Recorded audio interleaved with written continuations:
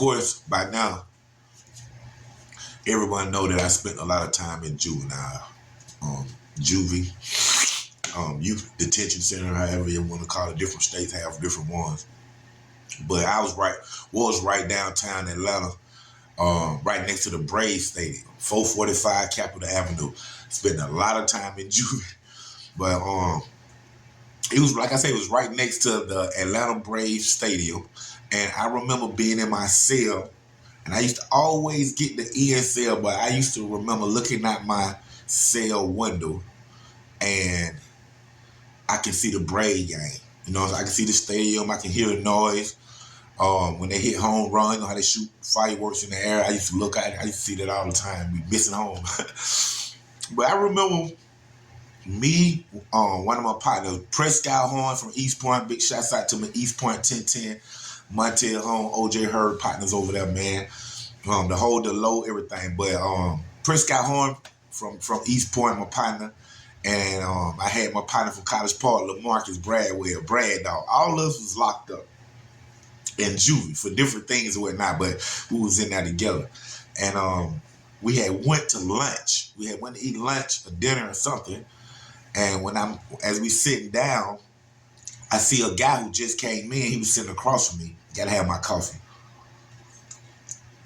He was sitting across from me, and I looked at him. I said, "Man, this guy that I seen on the train when I was coming back for seeing my probation officer." And I had on a rope, you know what I'm saying? Back in the day, like one of them Fat Boys chains or Salt and Pepper Run DMC chain. I had on one of them. He seen me on the train. He had like 5 dudes with him. And I'm just minding my business. He look at me like, "Man, how much that chain cost?" I'm like, $180. Like, man, that cost $50. Man, it probably cost $20, you know, and just started clowning on me. And then, you know, I'm getting upset, but then he had like 5 dudes with him. I said, okay, yeah, they finna try to jump me. And I seen them all getting around me and stuff. So, you know, I just let them joan, say what they gonna say. I got off the train in College Park. That was my day. A couple of months later, here I am locked up. Now, he is getting locked up, and they just brought him in. He's sitting down right across from me, eating lunch. I said, man, this dude. So I look at Prescott. I said, Scott, man, that dude right here, eating across from us, tried to, him and his partner, them tried to jump on me on the train. Kind of, you know, while I was getting off on College Park train station. Braswell overheard it, like, what? Talking that dude right there? I'm like, yeah. Scott like, what's up? I'm like, what's up? Scott just hit him. Bang! We jumped on him. Boom. No beat home up. No taught him a lesson or two about, you know, Hilltop, College Park, E-Point. But after that, of course, we was recommended. We got in trouble. When you fight in juvenile, they give you like a 72-hour lockdown. So you cannot come out your cell, can't go to school, can't come out for rent, can't even come out to eat. So they put us 3 on 72-hour lockdown in juvenile. So the next day, of course, we do not go come out ourselves to eat breakfast.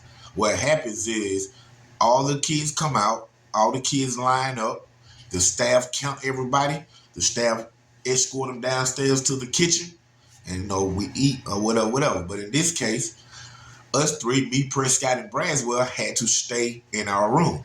So they line up all the kids, except for us. They take them down to lunch, and one staff member will come back upstairs with trays for the ones that's been with disciplinary actions. Us, you know, who all 72-hour lockdown or whatever. So he bring the trays back up to us. So I can hear the keys coming through the door as he entering the floor. So I'm like, okay, that's our food. So, you know, I'm really just standing around. I'm really just standing around waiting for him to come. And he was an African guy. So next thing you know, as he entering somebody else's cell, I just hear the African guy, I just hear the staff start saying, "What do you want from me? I do not have anything. What do you want from me?" So I'm like, hey, what's going on down there? What the hell going on down there? So then next thing you know, I see Braswell, my partner Braswell. He walking out his cell. I'm like, how he get out his cell? He coming toward my door. And he wrapped up with a sheet. You know what I'm saying? He probably like laying in bed or whatnot. So I'm looking through my little hole in my door. Y'all know how on the juvenile doors where they had the little slot where you could just see out a little bit. So I'm looking at my slide, and I see my partner Braswell come up to my door with a sheet on. I said, "Man, what's going on, Brad, dog?" He said, man, Treese, man, they break it out, man. They just grabbed Mr. Naku. That was the African I remember it plain as day. Man, they just grabbed Mr. Naku and pushed him in their cell. So what happened was those individual 3 or 4 guys had done got up under their beds or something. You know, they didn't come out their rooms.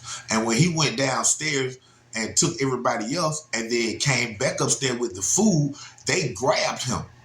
Food fall everywhere. They get him, push him in their cell, and shut the door. That's what Brad was telling me, man. Hey, Treese, man, they break it out, man, right now. I'm like, what? As he said that, the guys are like running ballistic, you know, through the dormitory. The guys who's breaking out, and one of them happened to run down to my door with my door as me and Brad Dog talking. And he looked and he see me looking at him. And he said, hey y'all, Pop 223. We got Treese in him. Unlock College Park though. Unlock Treese though. We got Treese in him. I hear the dude say, what number College Park in? He say 227. Boy, I yell back out that mud. I say, hey man, don't pop my door.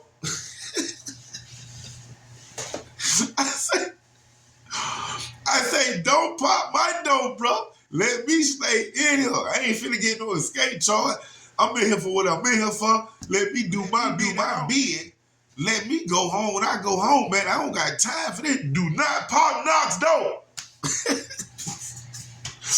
Hey, so they ain't pop my door. Dude take back out running. He pop a few more of his friends, those who in trouble, who locked down too, like we are.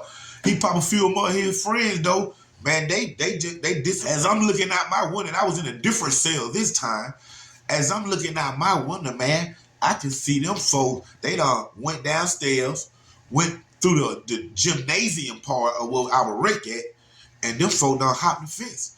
Man, they running across the expressways and everything, man. The next thing you know, man, I see Georgia State Patrol, Atlanta Police, everybody just flying all different type of ways through the expressway. They bring everybody back upstairs. They put everybody on lockdown, man. And I remember 2 of those boys got caught right then. And the other guy got caught the next day at the Greyhound station downtown Atlanta, man. Dead serious, man. I watched them boys breaking out and everything. And when I ended up going down to Augusta Youth Development Center, the YDC down there, I did 11 months down there. When I got down there, within about 30 days, all 3 of them was shook down.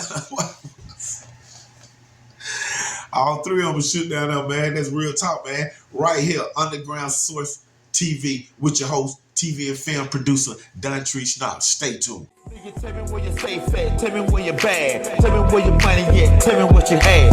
Roll slow, hide your door. Hell no, they go to robbing crew. Everybody can be the robbing crew. Everybody, they go to robbing crew.